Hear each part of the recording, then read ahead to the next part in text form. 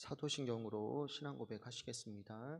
전능하사 천지를 만드신 하나님 아버지를 내가 믿사오며 그 외아들 우리 주 예수 그리스도를 믿사오니 이는 성령으로 잉태하사 동정녀 마리아에게 나시고 본디오 빌라도에게 고난을 받으사 십자가에 못 박혀 죽으시고 장사한 지 사흘 만에 죽은 자 가운데에서 다시 살아나시며 하늘에 오르사 전능하신 하나님 우편에 앉아 계시다가 저리로서 산자와 죽은 자를 심판하러 오시니라.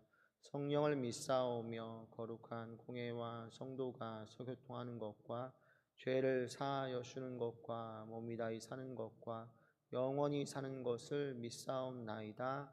아멘. 찬송가 405장입니다. 찬송가 405장.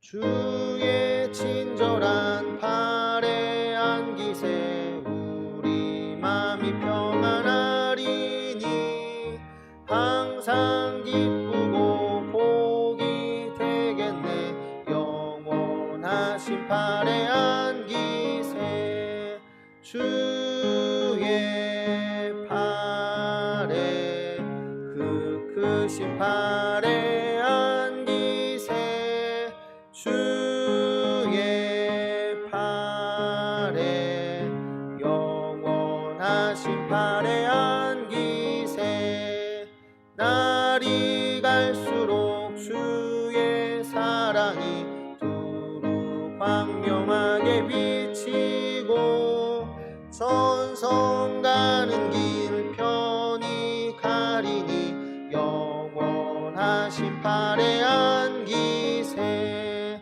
주의 팔에 그 크신 팔에 안기세 주의 팔에 영원하신 팔에 안기세 주의 보좌로 나갈 때에 기뻐 찬미 소리 외치고 겁과 두려움 없어지리니 영원하신 팔에 안기세 주의 팔에 그 크신 팔에 안기세 주의 팔에 영원하신 팔에 우리 3절만 주의 보좌로 나갈 때에 기뻐 찬미 소리 외치고 겁과 두려움 없어지리니 영원하신 팔에 안기세 주의 팔에 크신 팔에 안기세 주의 팔에 영원하신 팔에 안기세. 우리 함께 눈을 감고 기도합시다. 우리 찬양의 고백처럼 우리가 인생의 힘들고 어려운 일 만날 때마다 우리가 피할 곳은 주님의 품이고 우리가 주의 보좌로 나아갈 때마다 그 크신 팔로 우리를 안아주시고 세상 원수들로부터 악한 영의 시험과 유혹으로부터 우리가 털끝 하나 다치지 않도록 지켜주실 분이 바로 하나님밖에 없다라는 것. 오늘 이 찬양의 고백처럼 내가 주님 앞에 나왔습니다. 주님, 당신의 영원하신 팔로 나를 안아주시고 이 예배 가운데 선포되어지는 말씀으로 은혜 주셔서 내가 이 세상 가운데 많은 어려움과 아픔이 있지만 그럼에도 불구하고 주님 주신 힘과 능력으로 잘 헤쳐나갈 수 있도록 도와달라고, 더 나아가 교회와 또 가정과 우리 사랑하는 자녀들도 하나님의 영원하신 팔 안에 안겨서 교회가 가정도 자녀들도 회복되고 치유되고 나날이 성장하는 놀라운 역사가 일어나게 해달라고 기도하시고, 마지막 우리 환우들을 위해서도 함께 기도해 주시기 바랍니다. 우리 주여 한번 외치시고 함께 믿는 마음으로 기도하겠습니다. 주여,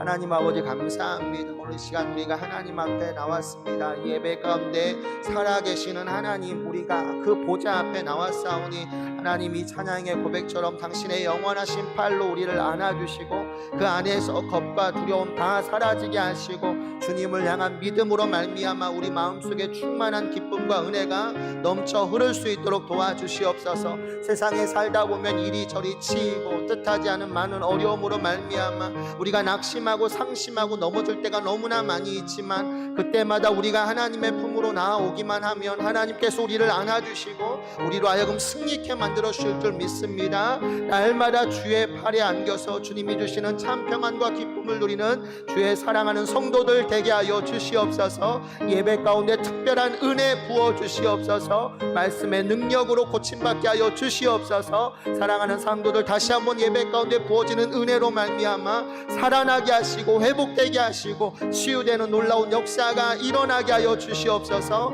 예배 때마다 우리의 영이 살아나길 원합니다. 기쁨과 찬미 소리가 높아지길 원합니다. 주의 예배가 살아나게 하시고 우리 아멘교회가 또 가정이 모든 자녀들이 또 예배로 말미암아 하나님의 백성 하나님의 군대로 살아나는 놀라운 기적들이 일어나게 하여 주시옵소서. 특별히 환우들을 기억하여 주시옵소서. 어려운 가운데에서도 믿음 잃지 않도록 하나님 붙들어 주시고 날마다 주여 주여 부르짖을 때마다 하나님 그 기도 수요일에 응답하사 그 힘들고 다쳐 상처 입은 영혼과 육체 가운데 힘을 더하여 주시옵소서. 나음받는 기적의 역사가 일어나게 하여 주시옵소서. 예배 가운데도 하나님 어떤 식으로든 참여할 때 하나님 불쌍히 여겨주시고 은혜를 더하여 주시옵소서. 하나님 감사합니다. 감사합니다.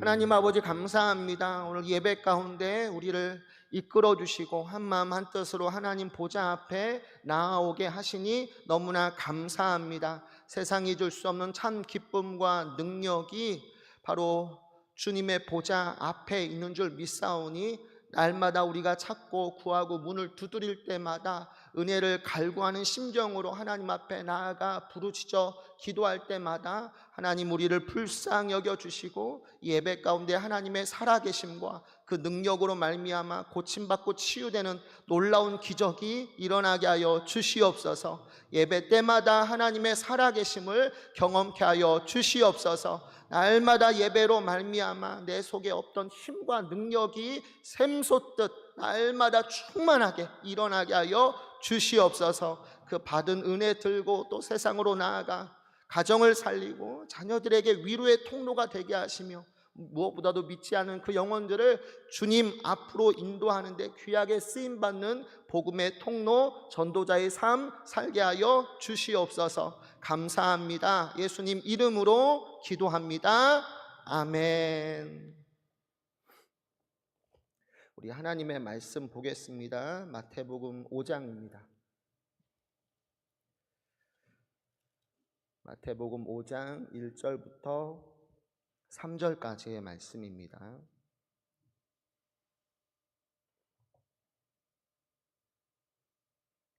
한 절씩 교독해서 읽도록 하겠습니다.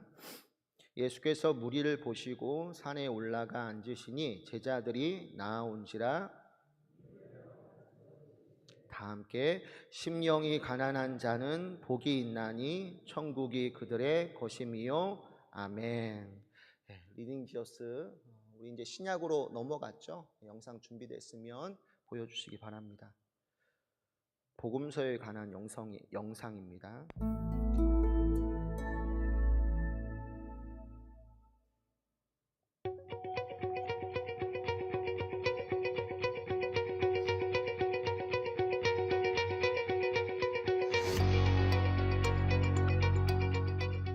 이번 영상은 리딩 지저스 5권의 첫 번째 수업으로 복음서를 살펴보는 첫 시간입니다. 오늘은 복음의 의미와 복음서의 역할이 무엇인지 공부하고 예수님이 어떻게 구약의 성취가 되시는지 알아보겠습니다. 신약 성경은 마태복음, 마가복음, 누가복음, 요한복음 이렇게 4권의 책으로 구성된 복음서로 시작합니다. 복음서는 구약 성경의 연속이며 성취라고 할 수 있는데 구약 성경의 모든 내용이 예수님을 나타내고 그 정점이 예수님께 있다는 점에서 그렇습니다. 따라서 복음서를 읽을 때 우리는 복음서에서 펼쳐지는 이야기가 구약 성경과 완전히 분리된 것이 아니라는 점을 염두에 두어야 합니다. 그렇다면 구약과 신약을 잇는 첫 지점으로서 복음서는 구체적으로 어떤 역할을 할까요?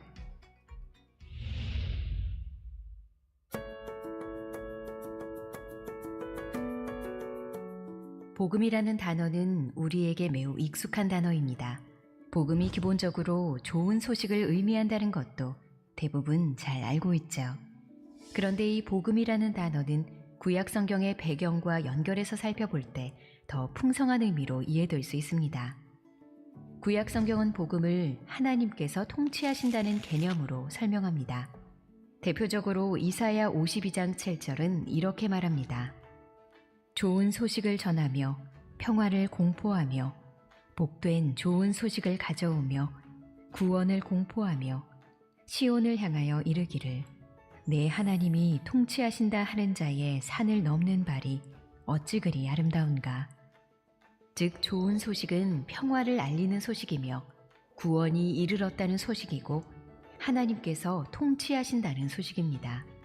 이 모든 요소들이 합쳐져서 복음이라는 하나의 그림을 그려내는 것이죠. 마가복음은 하나님의 아들 예수 그리스도의 복음의 시작이라는 말씀으로 시작합니다. 여기서 예수 그리스도의 복음이란 이사야 52장 7절 말씀에 비추어 볼 때 예수 그리스도와 하나님이 통치하신다는 의미가 함께 어우러진 개념이 됩니다. 즉 예수님께서 이 땅에 오셔서 말씀하시고 행하시는 일들이 하나님의 통치하심을 드러낸다는 뜻이죠. 복음이 좋은 소식인 이유는 이사야와 여러 선지자들이 고대하던 기름 부음 받은 메시아, 곧 예수 그리스도를 통해 참된 평화와 구원, 하나님의 통치하심이 선포되기 때문입니다. 복음서의 모든 본문은 예수님이 구원을 이루기 위해 행하신 일들을 중심으로 흘러갑니다. 이는 예수님이 이야기의 주인공으로 등장하지 않으실 때도 마찬가지입니다. 따라서 우리는 3가지를 기억하며 복음서를 읽어야 합니다. 첫째, 성경의 이야기가 예수님을 중심으로 어떻게 흘러가는지. 둘째, 예수님과 다른 인물들 사이의 갈등이 어떻게 전개되는지. 셋째, 예수님을 통해서 하나님의 주권과 구원이 어떻게 펼쳐지는지. 그리스도가 중심인 이 3관점으로 복음서를 읽는 것이 중요합니다.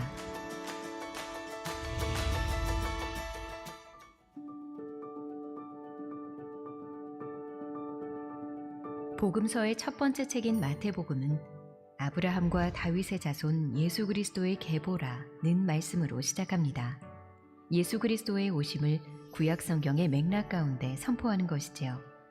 그런데 아브라함이 먼저 나오는 한국어 성경과 달리 원어인 헬라어 성경에서는 다윗이 먼저 등장합니다.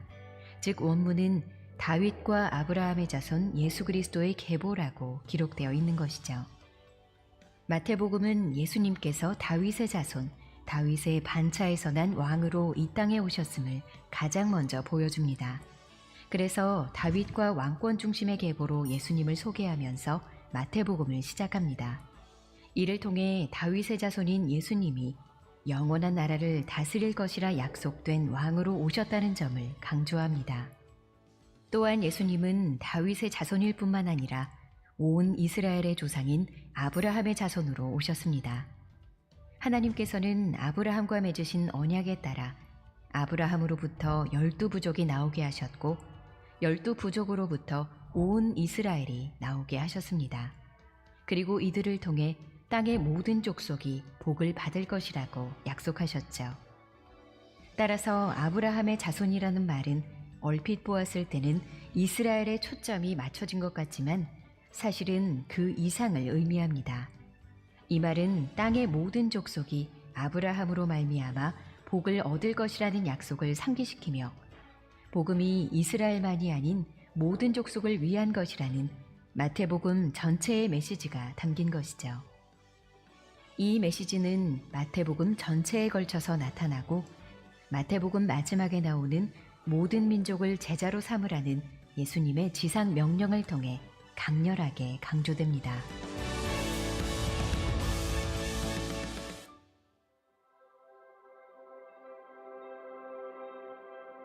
마태복음의 계보에는 아브라함과 다윗 외에도 여러 인물들이 등장합니다.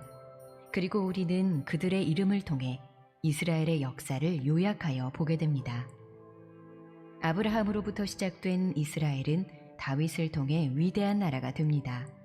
그러나 왕국은 곧 분열되고 하나님의 백성은 바벨론으로 끌려가는 최악의 상황을 맞이합니다. 성전이 파괴되고 백성들이 노예로 잡혀가면서 다윗 왕과도 끊어지는 듯한 소망 없는 상황에 처하게 되죠.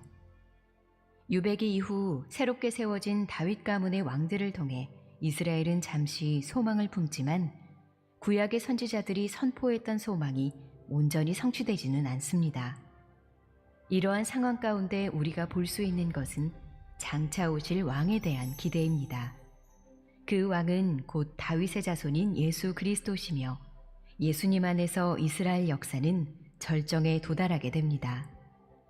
이어지는 마태복음 1장 21절은 넓은 관점에서 사복음서 전체의 요약이자 초점이라 할 수 있습니다. 아들을 낳으리니 이름을 예수라 하라. 이는 그가 자기 백성을 그들의 죄에서 구원할 자이심이라 하니라.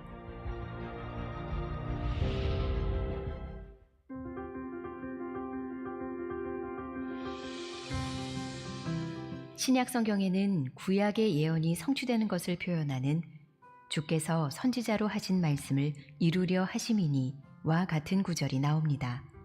이를 성취 인용구라고 하는데 마태복음에는 10개 정도의 성취 인용구가 등장합니다. 예를 들어 이사야 7장 14절에는 이런 말씀이 나옵니다.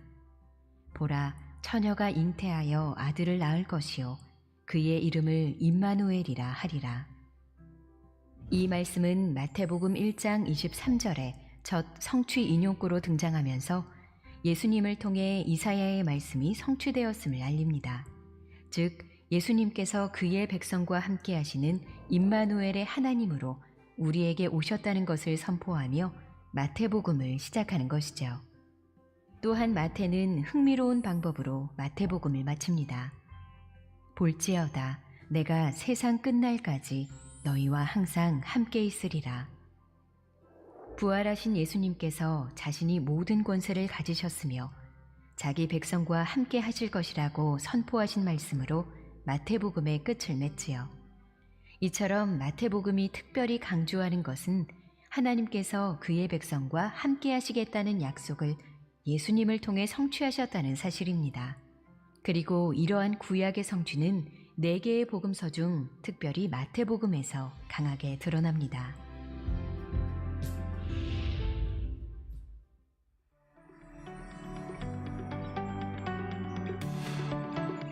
예수님이 세례 요한에게 세례를 받으시는 장면은 모든 복음서에서 매우 중요하게 다루는 사건입니다.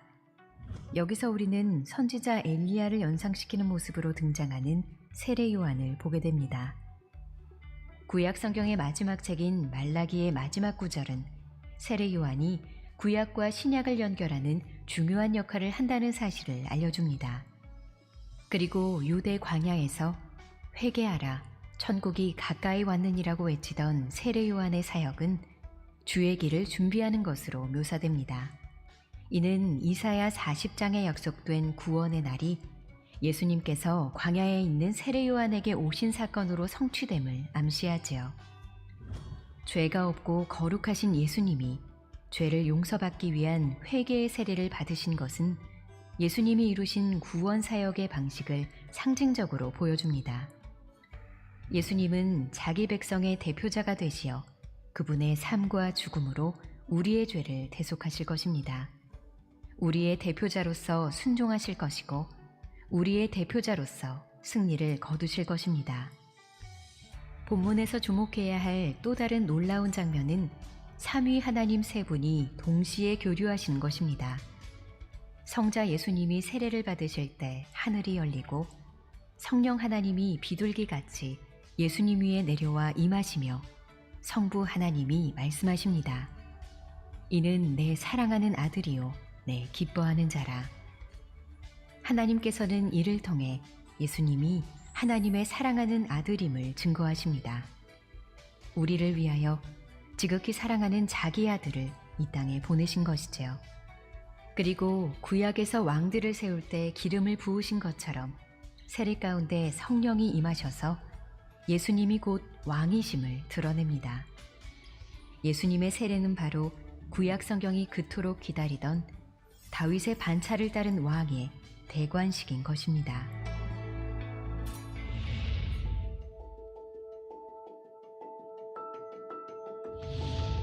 우리는 오직 그리스도만이 우리를 구원하실 수 있다는 진리에 집중하며 복음서를 읽어야 합니다.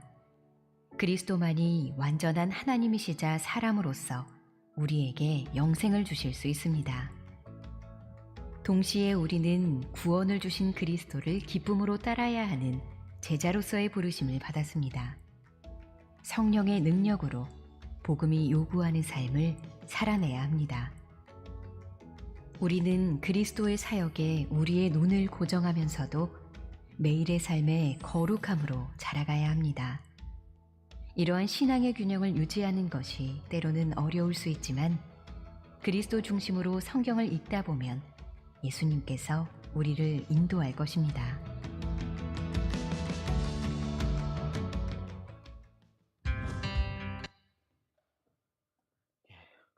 여러분들 구약 성경을 우리가 예수님 중심으로 읽었잖아요. 내용을 보면 오실 예수님에 대해서 선지자들을 통해 약속하신 말씀들이 나옵니다. 신약 넘어가시죠? 신약 성경 넘어가시면 역시나 그리스도 중심으로 신약 성경을 보시는데 재밌는 게 뭐냐면 약속하신 것이 어떻게 성취가 되는가 그걸 또 보셔야 돼요. 구약에서 선지자들이 말씀하신 약속들이 예수님을 통해서 하나하나 성취되어 가는 것을 보게 돼요. 그러니까 이것을 또 역점으로 두시고 하나씩 비교해 보시면 야, 성경이 빈틈이 없구나. 정말 살아계신 하나님의 말씀이라는 것을 날마다 깨달으실 수 있으세요. 그 점을 묵도하시면서 성경 읽어 가시기 바랍니다. 제가 말씀을 위해서 잠시 기도하고 말씀 전하도록 하겠습니다. 하나님 아버지 감사합니다. 이 시간 우리가 하나님 앞에 나왔고 제 말씀 듣습니다. 심령이 가난한 자는 복이 있나니 천국이 그들의 것이미요 라는 한 절 말씀을 통해서 우리가 하나님의 뜻을 올바르게 깨닫고 또 그 말씀의 은혜를 누릴 수 있도록 하나님 우리를 인도하여 주시옵소서. 감사합니다. 예수님 이름으로 기도합니다. 아멘. 예수님의 가르침 중에 가장 잘 알려진 것이 산상수훈입니다. 마태복음 4장에서 예수님은 광야에서 마귀에게 시험 받으신 후 공생애를 시작하셨는데 그 첫 메시지가 회개하라 천국이 가까이 왔느니라 라는 말씀입니다. 오늘날로 바꿔 말하면 예수님은 한 교회의 위임 목사로 세워지고 주일 첫 설교 시간에 무엇에 관하여 선포했느냐? 하나님 나라에 관한 복음을 선포하셨던 거예요. 여러분들 한 나라의 대통령이나 기업 CEO의 취임사에 세상의 이목이 많이 집중되지 않습니까? 이유는 그 취임사가 단순한 인사말이 아니라 나라를 향한 위대한 비전, 목표, 내가 대통령이 됐는데 이제 이 나라를 이런 비전, 이런 꿈을 가지고 이끌어 가겠습니다라는 대략적인 내용이 취임사에 나오기 때문에 많은 사람들이 취임식 때 대통령이 무슨 말을 하는가, 도대체 이 나라를 어떻게 이끌어 갈 것인가 귀를 기울이면서 듣게 되어지는 이유가 되는 거죠. 근데 예수님께서도 마찬가지예요. 공적인 사역을 시작하시면서 백성들에게 첫 메시지를 던져주세요. 근데 그 첫 메시지가 뭐냐면 하나님 나라라는 것을 분명히 보여주는 거예요. 그러니까 이 말의 뜻은 예수님의 사역에서 가장 중요한 핵심 가치가 뭐냐라고 했을 때 그게 바로 하나님 나라에 있다라는 것을 보여주는 거죠.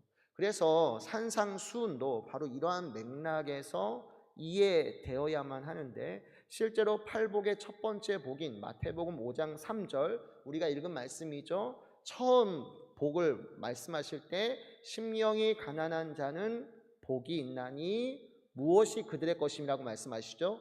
천국이 그들의 것이미요 라고 해서 하나님 나라가 그들의 것이다 라고 선포하시죠. 근데 이 말씀으로 끝나지 않고 팔복의 마지막 복인 10절에서도 보면 의를 위하여 박해를 받는 자는 복이 있나니 역시나 천국이 그들의 것이미요 라고 해서 하나님의 나라로 끝나고 있습니다.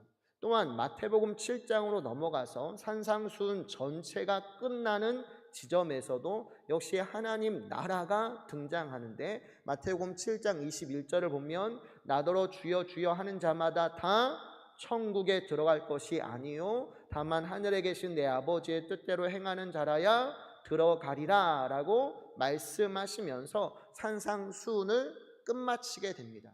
그러니까 예수님의 공생애가 시작되는 마태복음 4장부터 7장까지 나오는 산상수훈의 핵심 메시지가 뭐냐면 하나님 나라예요.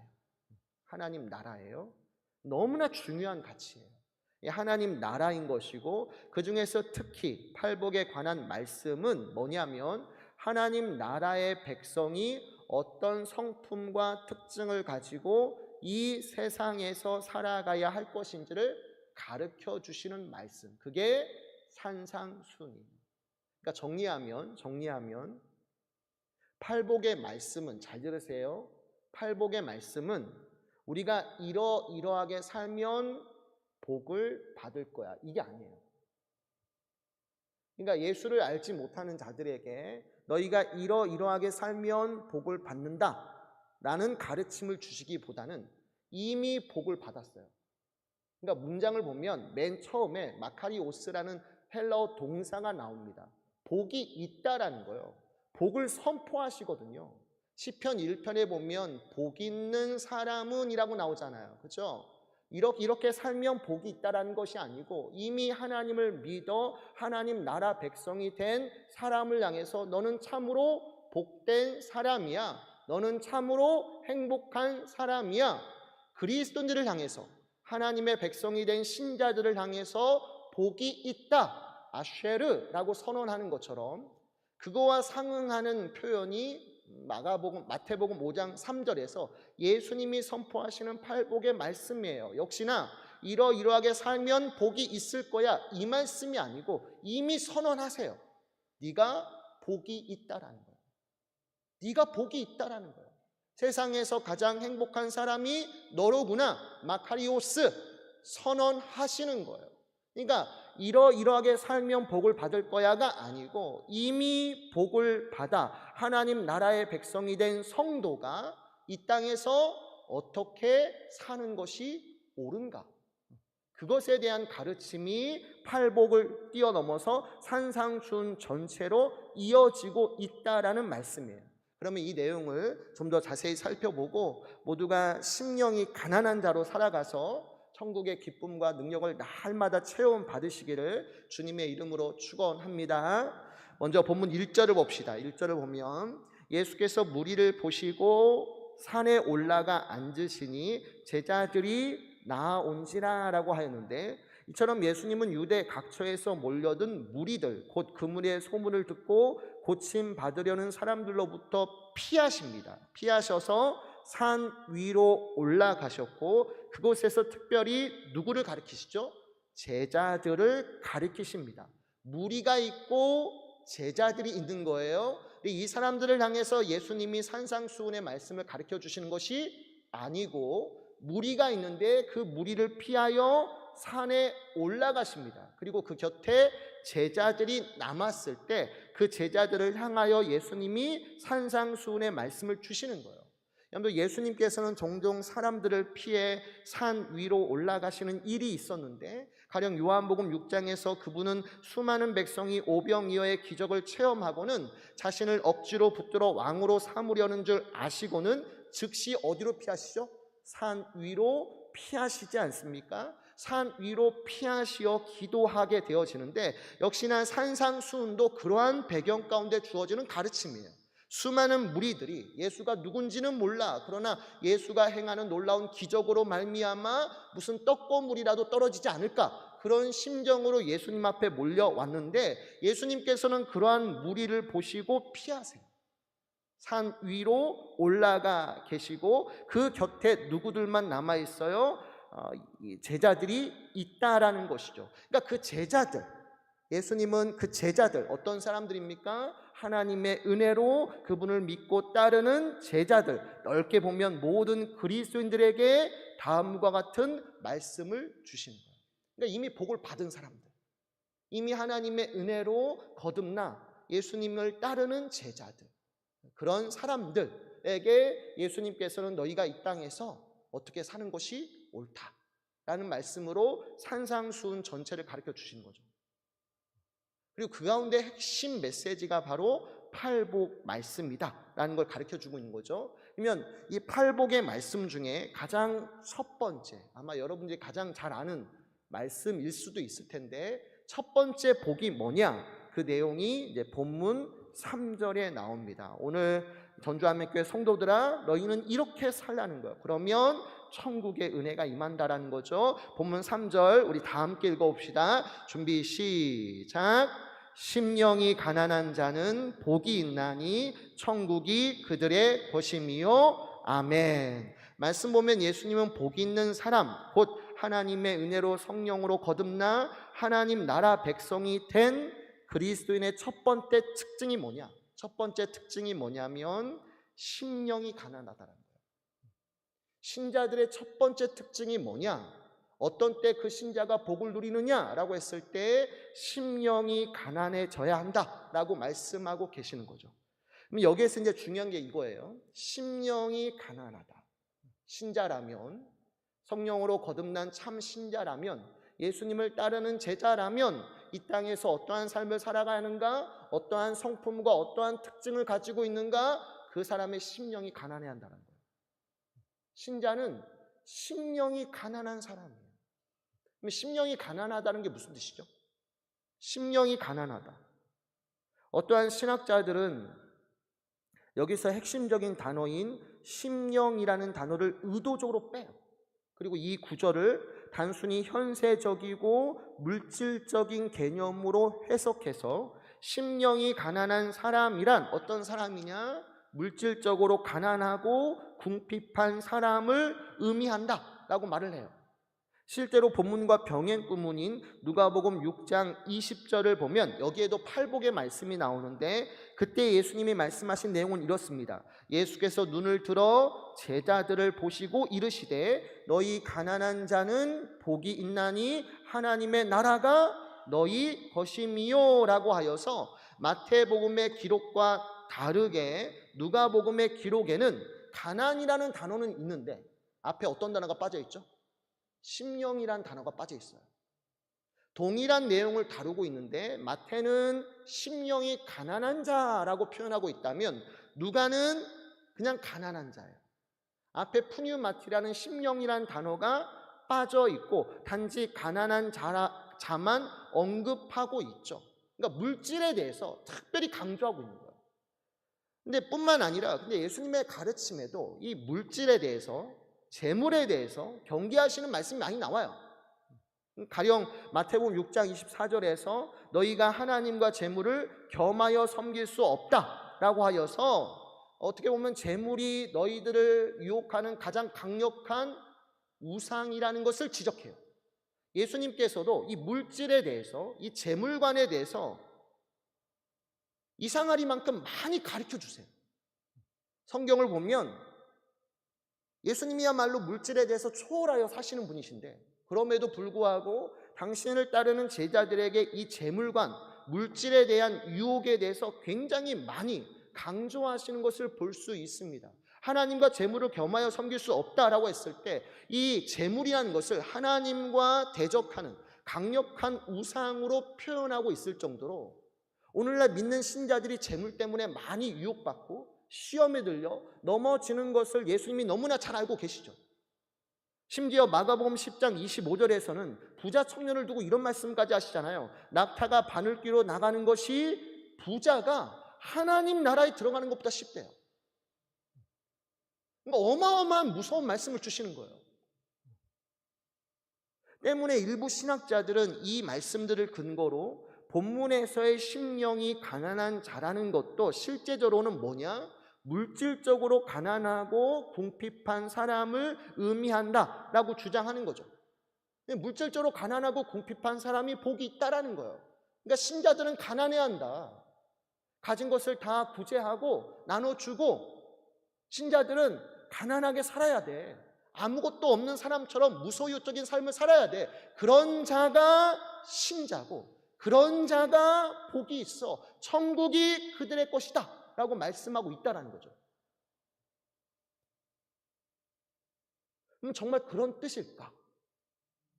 아니죠, 여러분들. 만약 그렇다고 한다면 정말 예수님이 물질은 무조건 악이야, 물질에 빠지는 것은 뭐 일만하게 뿌리야, 악의 뿌리야 라고 해서 우리가 무조건 경계하고 멀리하며 이것을 자꾸 비워내고 무소유적인, 정말 불교에서 말하는 것처럼 무소유적인 삶을 사는 것이 옳은 것인가? 그런 자에게 천국이 임하는 것인가? 절대 그런 의미가 아니죠.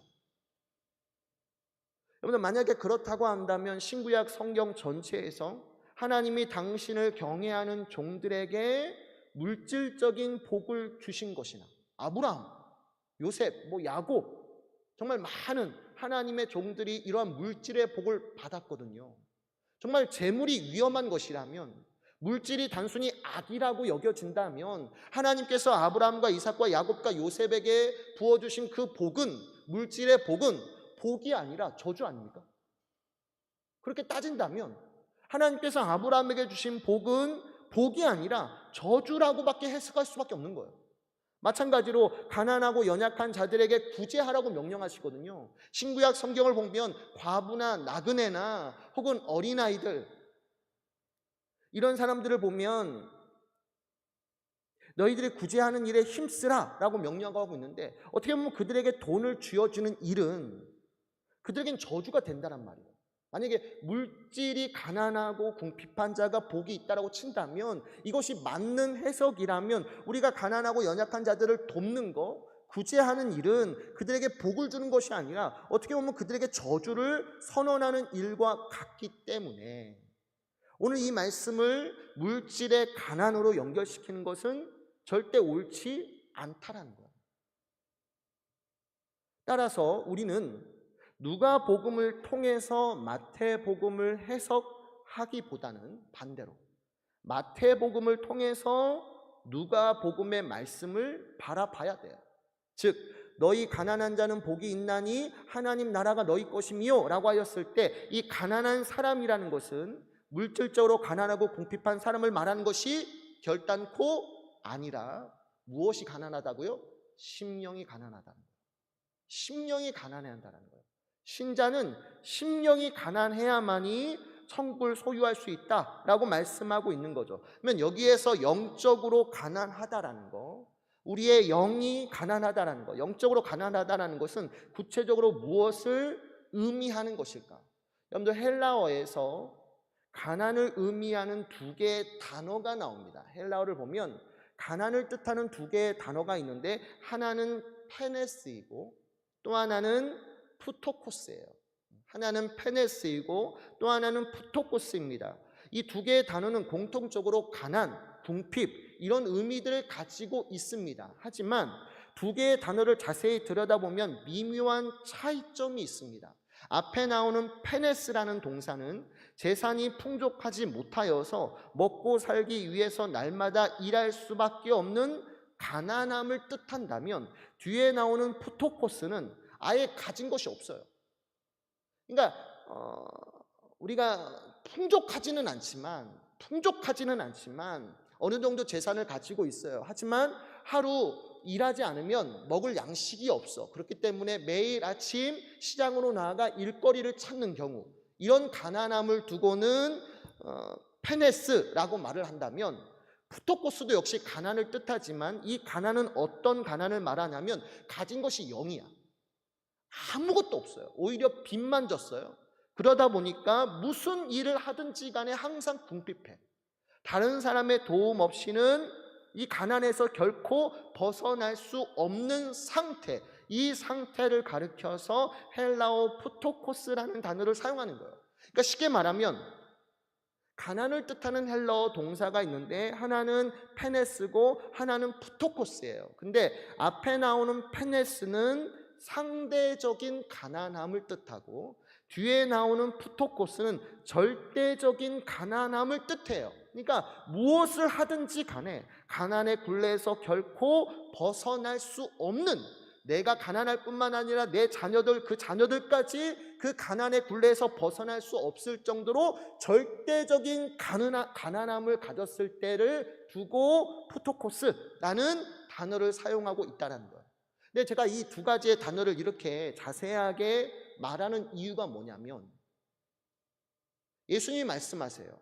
당신을 따르는 제자들에게 이미 성령으로 거듭나 하나님 나라 백성이 된 복이 있는 그들에게 말씀하세요. 너희가 이 땅에 살아가면서 물질적으로 가난하고 궁핍해야 돼? 그런 자에게 하나님의 복이 임하는 거야? 이런 말씀 아니에요? 심령이 가난해야 돼. 신자들은 심령이 가난해야 돼. 근데 그 심령이 가난하다, 내 영이 가난하대요. 근데 그 가난하다가 어느 정도냐면 어느 정도 내가 의가 있고 선함이 있고 능력이 있고 그러나 나머지 부족한 부분을 하나님의 은혜 없이는 내가 살아갈 수 없습니다, 이런 가난함을 말하는 게 아니라, 심령이 가난하다라고 했을 때 이 가난함은 절대적인 가난함이에요. 그러니까 내게 그 어떤 의나 선함이나 능력이나 그 어떤 것도 남아있지 않은, 어떻게 보면 영적으로 완전히 파산한 사람, 영적으로 완전히 파산을 당하여서 오직 하나님의 은혜 아니면 내가 한날 한시도 결코 살아갈 수 없다라고 고백하는 사람. 그러니까 어떻게 보면 그 상황이나 형편, 그 마음이 비참하고 절망적인 상태에 놓여 있는 사람, 그 사람을 가리켜서 뭐라고 말하는 거예요? 심령이 가난한 사람이라고 말하는 거예요. 근데 신자는 항상 그 영이, 그 심령이 가난해야 돼요. 그러니까 내가 하나님의 은혜 없이도 얼마든지 살아갈 수 있어. 내가 조금만 열심히 일하면 얼마든지 이 일 극복해낼 수 있어. 이런 마음을 가지고 하나님 앞에 서 있는 사람은 신자가 아니고 어떤 사람이요? 절대적인 가난함, 영적으로 완전히 파산하여서 하나님의 은혜 없이면 나 살 수 없습니다, 하나님 도와주셔야 합니다, 나 도와주시지 않으면 나 지금 죽어요. 어떻게 보면 절대적인 가난함의 상태, 영적으로 파산당하여 하나님의 은혜만을 갈구하는 비참하고 절박한 상태에 놓인 사람을 두고 심령이 가난한 사람이라고 말하는 거예요. 여러분들, 그래서 유진 피터스는 이 메시지라는 성경에서 심령이 가난한 자를 어떻게 번역하냐면 참 재밌게 번역해놨어요. 벼랑 끝에 서 있는 사람. 이 정확한 표현이에요. 심령이 가난한 사람이라는 것은 벼랑 끝에 서 있는 사람이에요. 위태한 사람이에요. 하나님이 붙들어 주시지 않으면, 하나님이 인도해 주시지 않으면 벼랑 끝에서 떨어져 죽을 수밖에 없는 인생, 아무것도 아닌 인생, 그것이 바로 심령이 가난한 사람이에요. 근데 그렇게 심령이 가난해질 때 무엇이 임한다고요? 천국이 임하는 거예요. 천국이 임하는 거예요. 여러분들, 지난 2021년도에 우리나라 윤여정 배우가 미국 아카데미 시상식에서 영화 미나리로 여우조연상을 수상했죠. 대단한 역사예요. 사요나라의 우메키 미요시 이후에 64년 만에 아카데미 연기상을 받은 두 번째 아시아 배우이고요. 동시에 여우조연상 부분에서는 역대 세 번째로 나이가 많은 수상자이기도 합니다. 그만큼 대단한 연기를 펼친 거예요. 그러면 윤여정 배우는 어떻게 이런 연기력을 가질 수 있었을까? 많은 사람들이 평가하기를 그녀의 연기력은 그녀가 걸어온 삶의 여정과 깊이 관련되어 있다고 봐요. 1971년 영화 환여로 데뷔하자마자 각종 영화상을 휩쓸었고, 언론에서는 윤여정 배우를 향해서 천재 배우가 탄생했다, 대서특별할 정도로 많은 사람들의 주목을 받습니다. 근데 그 순간에 그렇게 전성기 시절에 윤여정 배우가 갑자기 떠나버려요. 결혼과 함께 미국으로 떠나게 됩니다. 그리고 약 10년이 지난 뒤 한국으로 돌아왔을 때 그녀는 남편 없이 두 아들을 책임져야만 하는 아주 절망적인 상황에 놓이게 되죠. 본인의 표현대로 하면 쌀독에 쌀이 있던 때보다 어떤 때가 더 많았다라고 말할 정도로 생계가 너무나 힘들었어요. 그러다 보니 두 아들과 자신을 지키기 위해서 온갖 작품 가리지 않고 다 뛰어듭니다. 그러니까 배우들이 이게 성공할까 말까, 나에게 좋은 이미지를 줄까 안 줄까 작품을 고르잖아요. 고르는데 윤여정 배우는 그럴 틈이 없어요. 지금 먹느냐 못 먹느냐, 사냐 죽느냐 이 순간이기 때문에 작품이 들어오면 가리지 않고 다 하는 거예요. 근데 윤여정 배우가 그렇게 해서 뜨잖아요. 인기를 얻게 되는데 한 인터뷰에서 이런 말을 합니다. 그때 그 심정을 이런 말로 해요. 나는 살기 위해서, 살아가기 위해서 목숨 걸고 한 거예요. 요즘도 그런 생각엔 변함이 없어. 배우는 목숨 걸고 안 하면 안 돼. 훌륭한 남편 두고 천천히 놀면서 그래 이 역할은 내가 해주지 그러면 안 된다고. 배우가 편하면 보는 사람은 기분 나쁜 연기가 된다고. 한신 떨림이 없는 연기는 죽어 있는 거야. 그러니까 윤여정 배우가 매 작품마다 자신만의 색깔을 드러내며 강렬한 연기를 선보일 수 있었던 것이 뭐냐면, 이거 아니면 나 죽는다, 이거 아니면 나 죽는다, 그 절박한 심정에서 매 작품에 임했던 거예요. 그러니까 다른 배우들은 편한 상태에서 이거 아니어도 돼 라는 심정으로 여유롭게 했다면, 윤여정 배우는 자신과 두 아들 생계를 위해서 지금 사느냐 죽느냐 이런 절박한 심정을 가지고 아무리 작은 역할이라 할지라도 최선을 다했다는 거예요. 목숨 걸고 했다는 거예요. 그러니까 절박함 속에서 뭐가 나온 거예요? 연기가 나온 거예요. 연기가. 살아있는 연기가 나온 거예요. 절박함 속에서 살아있는 연기가 나오기 시작한 거예요.